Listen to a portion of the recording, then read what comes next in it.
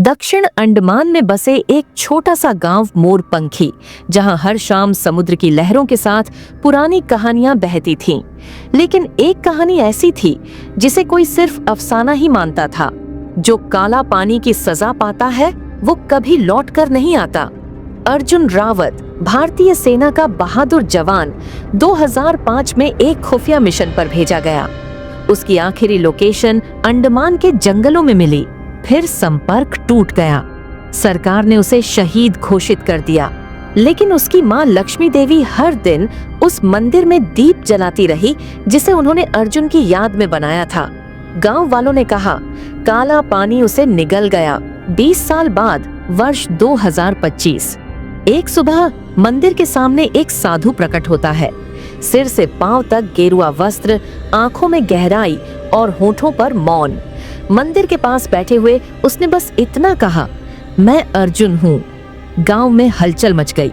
कुछ ने उसे पागल समझा, कुछ ने चमत्कार। जब लक्ष्मी देवी मंदिर आई, उन्होंने साधु को देखा और फफक कर रो पड़ी। ये मेरे बेटे की आंखें हैं। लेकिन अर्जुन की हालत बदली हुई थी। वो बात करता था जैसे किसी और जमाने से लौटा हो। उसकी आवाज में दर्द था और अनुभव। उस रात अर्जुन ने गांव में सबको बुलाया।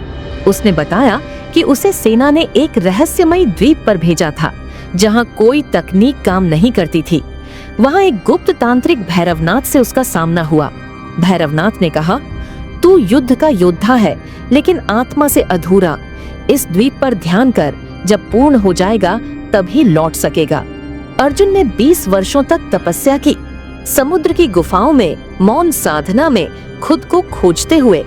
जब उसने अपने अंदर के क्रोध, दुख और मोह को त्याग दिया, तब उसे मोक्ष की प्राप्ति हुई और वही उसकी वापसी का द्वार बन गया। कुछ गांव वाले अब भी विश्वास नहीं कर पा रहे थे। उन्होंने डीएनए टेस्ट की मांग की। रिपोर्ट आई, साधु अर्जुन रावत ही हैं। पर एक सवाल उभरता रहा। अर्जुन की वापसी के साथ गांव में अजीब घटनाएं होने लगीं। बच्चों को सपने में भैरवनाथ दिखाई देने लगे। मंदिर से घंटियां अपने आप बजने लगी। क्या अर्जुन कुछ और भी साथ लाया था? अर्जुन ने गांव को एक आखिरी संदेश दिया, मैं एक जीवन छोड़कर आया हूँ, लेकिन मेरी आत्मा अब वहाँ की है, द्वीप पर। अगली सुबह अर्जुन फिर से गायब था।